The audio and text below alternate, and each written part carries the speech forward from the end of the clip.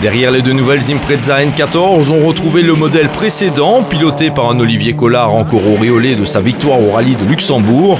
Comme à son habitude, le pilote a tout donné, gratifiant les spectateurs de passages à la fois rapides et efficaces, mais le temps perdu ne se rattrape que rarement, et Collard a été contraint de reconnaître la supériorité des nouvelles Subaru. Il est clair qu'au niveau du châssis, la N14 est plus performante que l'ancienne voiture. Donc, je vais dire, au début, la N14 était un peu moins bien en moteur, mieux en châssis. Mais les ingénieurs de chez Subaru travaillent sur le moteur et je crois que maintenant, la N14 commence à devenir supérieure à l'ancien modèle. Et il est peut-être temps que je commande une N14 à Saint-Nicolas. Nombreux étaient les Mitsubishi Lancer Evo 9 au départ de l'épreuve, dont celle de Stéphane Launay, en lice pour le titre de champion de Belgique Groupe N. Tenaillé entre l'envie de se battre pour la gagne et celle de décrocher la couronne, Launay a assuré l'essentiel d'un bout à l'autre de la course pour finalement prendre la 4e place en N4 et engranger des points suffisants pour être sacré. Franchement, ça a été une saison fantastique pour nous. On a eu une voiture impeccable. C'est ma 10e course consécutive chez Colsoul et franchement, je suis vraiment très heureux. Ça nous a permis d'être ici et de pouvoir fêter ça ici à Oui. Donc, quoi de mieux pour nous? Alors vous étiez tenaillé entre l'envie d'attaquer, penser au titre, etc. Ça s'est passé comment? Mais en fait, on n'a jamais trop regardé ou pensé au titre pendant toute la course. On a essayé de jouer la tête en groupe N. Ça n'a pas toujours été facile et on a connu de petits soucis. Donc à deux spéciales arrivées, on a décidé de finalement rentrer et de pouvoir célébrer le titre, quoi. Le top 5 du groupe N était complété par un Yves Maton au four et au moulin, dont l'équipe My Racing veillait sur les Citroën C2 R2 Max de Thierry Auger, pendant que le patron retrouvait ses premières amours, et avec talent et efficacité, comme en témoigne sa 12e place générale. Maton précédait la Lancer Evo 9 du Visétois Cédric Verez, de retour aux affaires à l'occasion de ce Condro, et plutôt mal servi en suspension lors de la première boucle du samedi. Le temps d'assouplir le tout, il entreprenait une grosse remontée, le laissant au 13e rang final. Malchanceux le premier jour, David Bonjean faisait parler la poudre avant d'être victime d'un bris de boîte de transfert, l'éliminant de la course aux places d'honneur. Reparti le dimanche, il remontait au 26e rang final, faisant honneur au potentiel des lanceurs préparés par Small Product. Une catégorie dans laquelle on soulignera encore les performances du très enthousiaste Stéphane Damis, dont la course se terminait hélas dès samedi suite à un bris de turbo qui l'incitait à ne pas repartir. À revoir tant la bonne humeur du gaillard est contagieuse.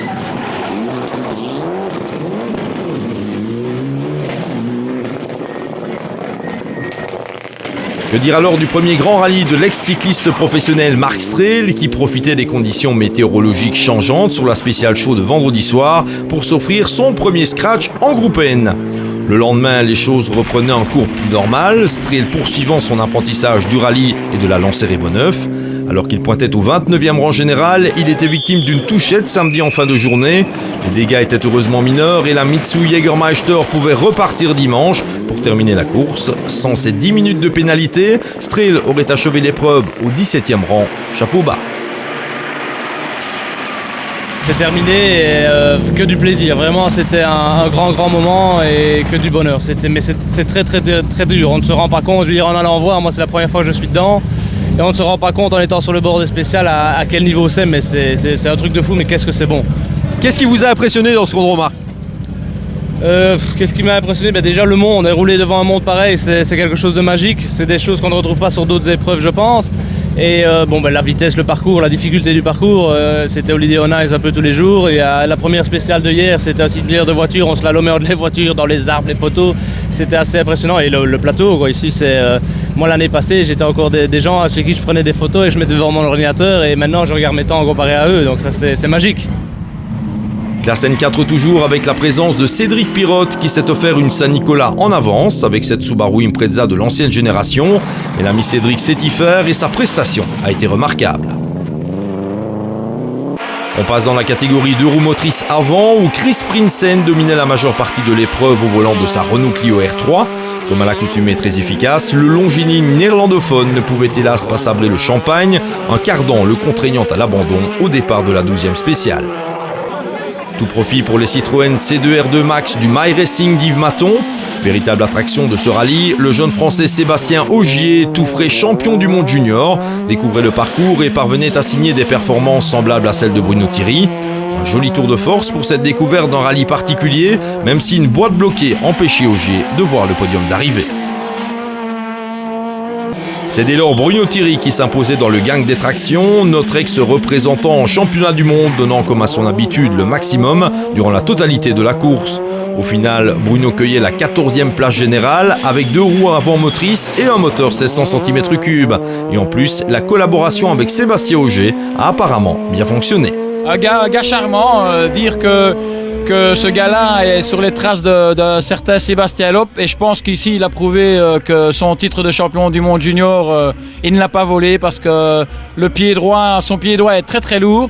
Il a fait un super rallye du Condro, très difficile vu les conditions, et il nous a mené la vie dure. Et malheureusement, il a été victime d'un problème mécanique avant dernière spéciale, mais sinon, je pense que ce petit gars a de l'avenir devant lui.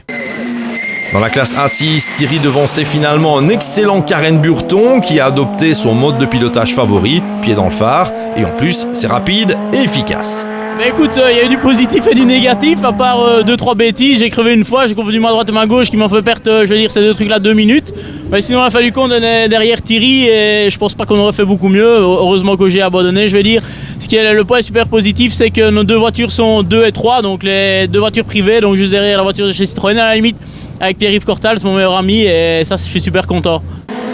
Les C2R2 ont d'ailleurs été les reines à ce niveau du classement, avec un Pierre-Yves Cortals qui a impressionné plus d'un suiveur ce week-end. Passer d'une Seat Leon WTCC à une Citroën de rallye n'a rien d'évident, et force est de reconnaître que l'ami Pilou s'en est tiré avec les honneurs. Autre nom célèbre, Jean-Michel Dumont prenait la 4e place en A6, lui aussi au volant de la bombinette de Citroën. Un bolide qui était aussi celui d'Adrien Fernemont, remarquable 5e de classe.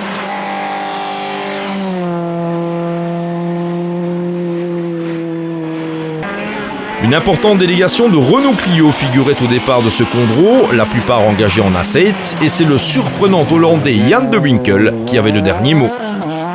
Et pourtant, Bernard Servet n'a nullement ménagé sa peine d'un bout à l'autre du rallye. L'ex-vainqueur du Fiesta Sporting Trophy a donné le maximum pour contrer le Hollandais, mais il échouait à quelques secondes seulement.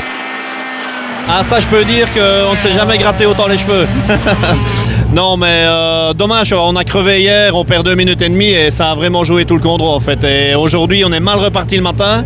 On aurait dû partir en slick retaillé et on est parti en mixte, ça n'allait pas du tout.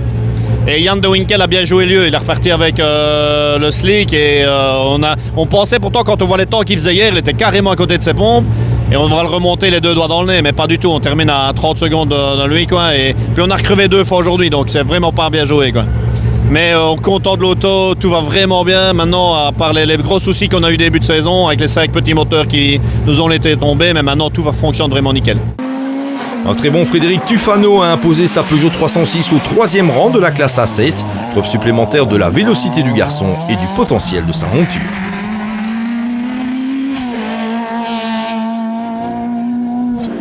Au volant d'une autre Renault Clio R3, Access celle-là, Olivier Cartel échoué au pied du podium de la classe, non sans rencontrer l'un ou l'autre problème. Issu comme Cortals du circuit, Vincent Radormaker s'est offert sa récréation annuelle au volant d'une Clio RS, parcours parfait pour le Liégeois qui décroche le top 5 en A7.